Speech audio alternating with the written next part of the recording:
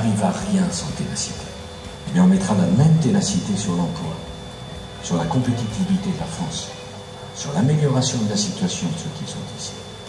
Voilà, c'est ça la clé. Ne rien lâcher. Se battre chaque jour, millimètre par millimètre. Continuer, malgré les difficultés, malgré les chagrins, malgré les peines. Ça, vous le connaissez tous les jours. Parce que la vie est difficile. Voilà. Mais la ténacité, c'est la clé. Je suis persuadé que la France reste l'un des grands pays du monde et qu'on peut y arriver, à condition qu'on se batte, qu'on travaille, qu'on investisse et qu'on innove. Voilà. Les engagements qu'il a pris ici aujourd'hui encore devant les Français, finalement les Français, les Vosgiens, eh bien c'est véritablement que la France reste dans le peloton de tête. Pour rester dans le peloton de tête, il n'y a pas 36 solutions. Il l'a dit à KDG, eh bien il faut que nous ayons des entreprises, il faut que nous ayons des gens qualifiés dans nos entreprises et nous gagnerons la bataille économique et donc la bataille sociale.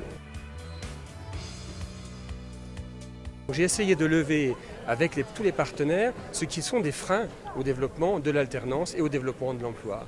Je vais vous prendre un exemple. Ici dans les Vosges, nous avons, j'avais créé ça à l'époque, un institut de promotion de la montagne qui prépare par exemple des diplômes de pisteurs secouristes. Mais vous êtes pisteur secouriste l'hiver, l'été, vous faites quoi ? Eh bien, donc maintenant, avec cette loi, vous pourrez faire 2 formations simultanément, pisteur secouriste l'hiver, avec un contrat d'apprentissage, et l'été, eh bien, vous pourrez faire randonnée en moyenne montagne, moniteur de randonnée en moyenne montagne, par exemple. Il faut supprimer un certain nombre de barrières qui sont des barrières artificielles, qui ne riment à rien, et qui, en fait, sont une entrave au marché du travail et au développement de nos entreprises.